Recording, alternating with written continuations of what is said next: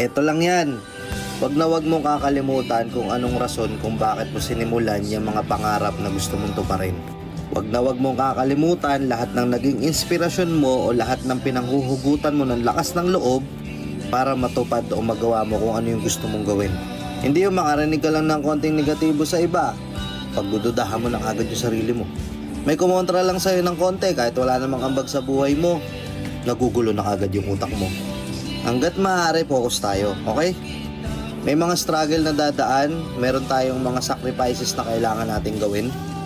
Pero hindi porket na udyukan ka lang ng konti na wag na, pangit yan. Ititigil ka na.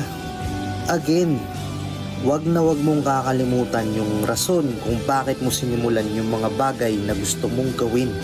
Nakita mo na before yung magiging future mo eh. Nagkaroon ka na nga ng vision para sa sarili mo eh. Hayaan mo bang hindi matupad yun? Hayaan mo bang hindi matuloy yun? Kaya mo yan.